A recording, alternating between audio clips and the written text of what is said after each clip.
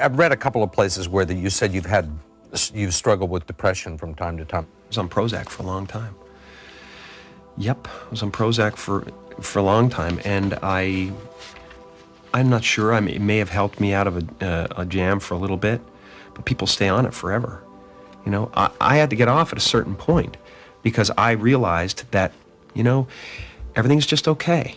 No peaks and valleys. There are peaks, there are valleys, but they're all kind of carved and smoothed out, and it feels like a low level of despair you live in, where you're not getting any answers, but you're living okay, and you can smile at the office, you know, but it's a low level of despair. And you don't take any of them, or you don't take anything now? Nothing. I don't take anything. I rarely drink coffee. I'm very serious about no alcohol, no drugs. Life is too beautiful. He draws his strength now from the spiritual side of his life. And despite a rare Los Angeles downpour, he insisted on taking us to his secret spot, where he goes to shut out the rest of the world. You want to come? Come on. It's fun. This is beautiful. After a 5-minute climb up a trail on his property, we finally reach our destination. This is my spot. This is the center of the universe. It's where I hang out with Buddha and Krishna and, you know, all those guys. Are you a Jesus. Buddhist? I'm a Buddhist, I'm a Muslim, I'm a Christian, I'm whatever you want me to be. You know, it all comes down to the same thing. You're in a loving place or you're in an unloving place. If you're with me right now, we cannot be unhappy. It's not possible. It's not possible. After talking to you for a couple of hours, I mean, I get this sense you are a big bundle of conflicting emotions. Really? Don't you think? You get that sense from me? Well, I think you're very emotional about a lot of things. It's all very close to the surface. Yeah, it is. I've decided to be there. I only act in the movies. As an actor, you play characters, and then if you go deep enough into those characters, you realize that your own character is pretty thin to begin with. You know? And then you suddenly have this separation and go, well, who's Jim Carrey? Oh, he doesn't exist, actually.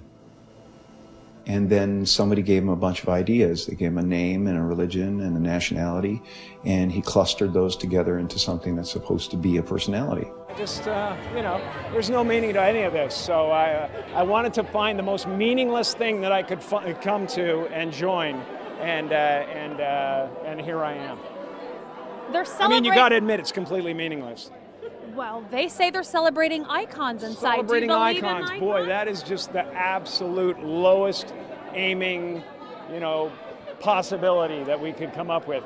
It's like icons. What do you believe in icons? I don't believe in personalities. I don't believe that you exist, but there is a wonderful fragrance in the air. You don't believe certain icons have the power to make change, to think differently, to be bold, to inspire others? Artistry, you're one of them. On the good foot. Ha! Yeah. You shut it down now. Yeah, no, I don't believe in icons. I don't believe in personalities. I believe that peace lies beyond personality. I believe that it's deeper than that. I believe we're a field of energy dancing for itself. And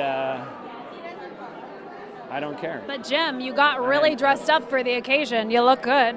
No, I didn't that an get dressed accident? up. I didn't get dressed up. Who did? There is no me. There's no you. No. We're not here. This is a dream. There's just things happening. Yeah. So what's happening in our world right now? Because there is a lot of news that actually is relevant that's not that Here's uplifting. the thing. It's not our world. None That's of this the is key. real? Nope. So you're just passing We don't through. matter. We don't matter. Oh, wow. There's the good news. Okay.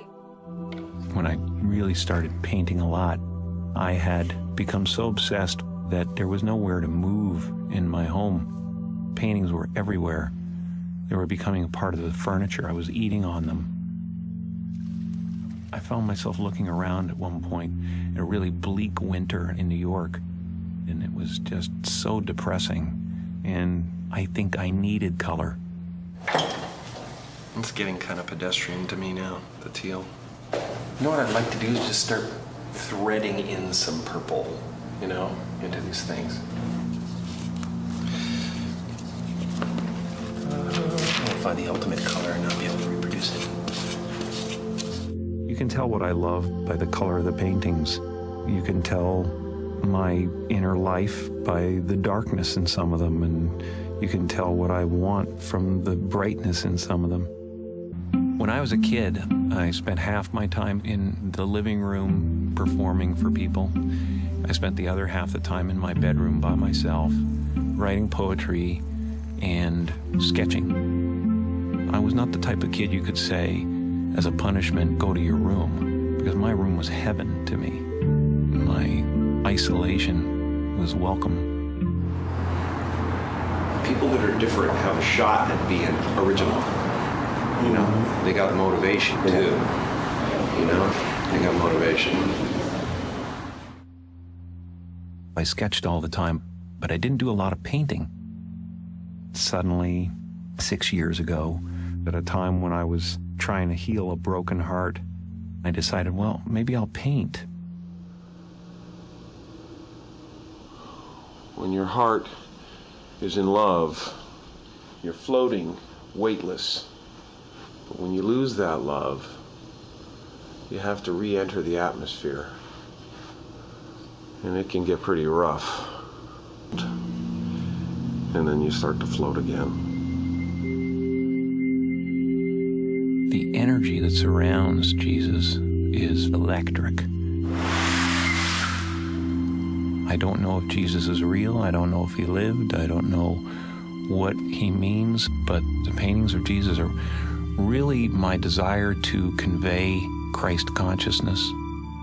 I wanted you to have the feeling when you looked in his eyes that he was accepting of who you are. I wanted him to be able to stare at you and heal you from the painting. You can find every race in the face of Jesus. I don't know what painting teaches me. I know that it just frees me. Free from the future, free from the past, free from regret, free from worry.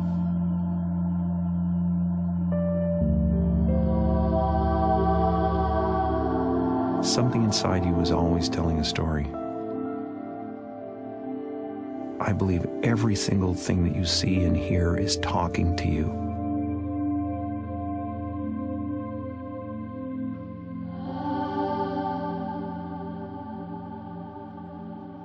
You know, the bottom line with all of this, whether it's performance or it's art or it's sculpture, is love. We want to show ourselves and have that be accepted. I love being alive, and the art is the evidence of that.